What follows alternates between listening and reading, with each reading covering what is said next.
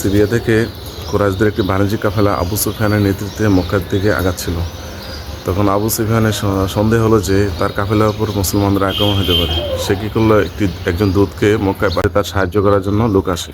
তখন আবু জাহেল কী করলো, তার বিশাল বাহিনী নিয়ে মক্কার মদিনার উদ্দেশ্যে রওনা দিল। তখন মুহাম্মদ সাল্লাল্লাহু আলাইহি ওয়াসাল্লাম তার সাহাবীদের নিয়ে একটি বিশেষ আলোচনা বসলেন। তখন সাহাবীদের নিয়ে পরামর্শ, আল্লাহ রাসূল সাল্লাল্লাহু আলাইহি ওয়াসাল্লামের কথাগুলা ততটা মনোভূত হচ্ছিল না। তিনি আবার পরামর্শে বসলেন। সব সাহাবী মতামত দিচ্ছিলেন, কিন্তু তারপরে উনি ওনার পছন্দ হচ্ছিল না। তখন তিনি তৃতীয়বার আবার পরামর্শে বসলেন। তখন সাহাবীরা বুঝতে পারলেন যে আল্লাহ রাসূল সাল্লাল্লাহু আলাইহি ওয়াসাল্লাম ব্যতিক্রম করতে চাচ্ছেন।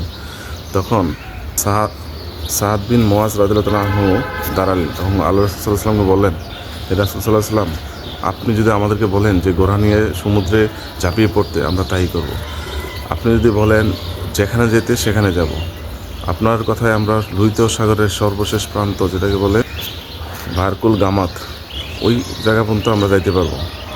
তখন আল্লাহ রাসূল সাল্লাল্লাহু আলাইহি ওয়াসাল্লাম আরেক সাহাবী মিকদাদ বিন আসওয়াদ বলেন, হে আল্লাহ রাসূল সাল্লাল্লাহু আলাইহি ওয়াসাল্লাম, আমরা মুসা আলাইহিস সালামের উম্মতের মতো হব না, যারা মুসা আলাইহিস সালামকে বলছিল যে তুমি এবং তোমার আল্লাহ মিলে তাদের সাথে যুদ্ধ করো, কাফেরদের সাথে যুদ্ধ করো, আমরা এখানে বসে রইলাম।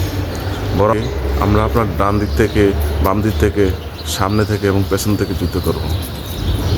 আল্লাহ রাসূল সাল্লাল্লাহু আলাইহি ওয়াসাল্লাম তার কথা শুনে অনেক খুশি হলেন এবং তিনি বললেন যে সুসংবাদ গ্রহণ করো, আল্লাহ তাআলা আমাকে জানিয়েছেন কাফেরদের দুটি দলের মধ্যে একটি দলকে তোমাদের জন্য বিজয়ী করা হবে এবং তোমাদেরকে আকাশ থেকে ফেরেশতা দিয়ে সাহায্য করা হবে। এবং আমি কাফেরদের লাশগুলোকে বিভিন্ন স্থানে মৃত অবস্থায় পড়ে দেখতেছি।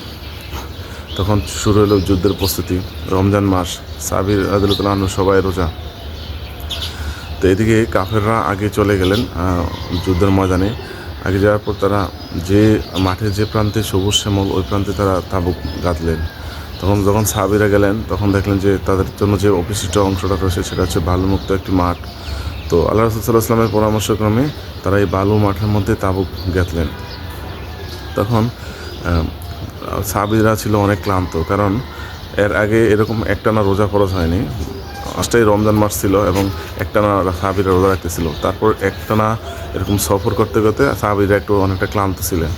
তো সব মিলিয়ে সাহাবীরা ক্লান্ত ছিলেন। রাতের বেলা প্রচণ্ড বৃষ্টি হলো। বৃষ্টি হওয়ার পরে কাফেররা যে সবুজ শ্যামল স্থানে তাঁবুক গেছিল, ওই স্থানটি কর্দমাক্ত হয়ে গেল। কাফেররা ঘুমাইতে পারল না রাত্রিবেলা। আর অপরদিকে মহানবী সাল্লাল্লাহু আলাইহি ওয়াসাল্লাম এবং সাহাবীদের নিয়ে যে জায়গায় তাঁবুক গেছিলেন, ওই জায়গাটা বৃষ্টির ফলে বালিগুলো শক্ত হয়ে গেল এবং তারা রাত্রিবেলা প্রশান্তির ঘুম দিল। অপরদিকে রাতের বেলা আল্লাহ রাসূল সাল্লাল্লাহু আলাইহি ওয়াসাল্লাম নামাজে দাঁড়িয়ে গেলেন এবং আল্লাহর দরবারে দোয়া করতে থাকলেন। বলেন, হে আল্লাহ, এই কাফেরদের বিরুদ্ধে মুসলমানদের ক্ষুদ্র দলটিকে যদি আজকে আপনি বিজয়ী না করেন, তাহলে আপনার এই পৃথিবীতে আপনার নাম নেওয়ার মতো একটি লোক থাকবে না। হে আল্লাহ, আপনি আপনার প্রতিশ্রুতি পালন করুন। তারপর আল্লাহ রাসূল সাল্লাল্লাহু আলাইহি ওয়াসাল্লাম সবাইকে নিয়ে ফজর নামাজ আদায় করলেন। ফজরের পরে আল্লাহ রাসূল সাল্লাল্লাহু আলাইহি ওয়াসাল্লাম সাহাবীদের নিয়ে মুনাজাত করলেন। আল্লাহ তাআলা খুশি হয়ে কোরআন আয়াত নাজিল করলেন এবং আল্লাহ তাআলা খুশি হয়ে কোরআন আয়াত নাজিল করলেন এবং আল্লাহ তাআলা প্রতিশ্রুতি দিলেন যে আকাশ থেকে 1000 ফেরেশতার মাধ্যমে তোমাদের সাহায্য করা হবে। শুরু হলো বদরের যুদ্ধ। ফেরেশতাগণ একে একে বদরের প্রান্তে নামতে শুরু করলেন। অপরদিকে শয়তানের পালাওয়ানি শুরু হয়ে গেল। কুরাইশদের একটি লোক মুসলমানদের খোঁজখবর নেওয়ার জন্য আসছিলেন, তার নাম হচ্ছে আমর। তিনি দেখলেন যে সাহাবীদের প্রত্যেকের মধ্যে যে শাহাদাতের জজমা দেখে উনি ভয় পেয়ে গেলেন। উনি গিয়ে কুরাইশদের কাফেলা থেকে বললেন যে আমি মুসলমানদের সংখ্যা অনেক দেখেছি, কিন্তু এদের মধ্যে যে ঈমানের দীপ্তি, শাহাদাতের কামনা, তা আমার খুব ভয় হচ্ছে। চলো আমরা সবাই মিলে মক্কায় চলে যাই। কিন্তু এই মূর্খ আবু জাহেল কঠোর ভাষায় নিন্দা করলেন এবং বললেন যে আমরা এখানে আসছি মুসলমানদের লাশ নিয়ে তারপর ফিরব। দেখেন, আসলে এক মূর্খ নেতা হইলে কি হইতে পারে, যে সে তার নিজের জন্য ক্ষতিকর এবং তার কর্মীদের জন্য ক্ষতিকর। সে কী করলো, কর্মীদেরকে আবার আহ্বান জানালো যে যুদ্ধে নামার জন্য। যুদ্ধ শুরু হয়ে গেল। একের পর এক কাফের নেতা মৃত্যুবরণ শুরু হয়ে গেল। মুসলমানরা বিজয় লাভ করলো।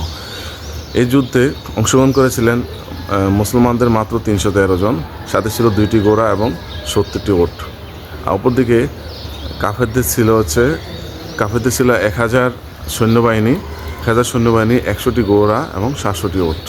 দেখেন এই বিশাল বাহিনীর সাথে মুসলমান বাহিনীর সংঘর্ষে একের পর এক কাফের মৃত্যুবরণ করতে শুরু করলো, মুসলমানরা জয়লাভ করলো। যুদ্ধ শেষ। এখন কাফেরদের 70 জন লোক বন্দী হলো এবং 70 জন লোক নিহত হলো। তো আল্লাহ রাসূল সাল্লাল্লাহু আলাইহি ওয়াসাল্লাম সাহাবীদের পরামর্শ করলেন যে আসলে বন্দীদের নিয়ে কী করা যায়। দেখেন একজন ভালো নেতার বৈশিষ্ট্য কী, সে প্রত্যেকটা মুহূর্তেই তার কর্মীদের সাথেই পরামর্শ করে নিচ্ছেন।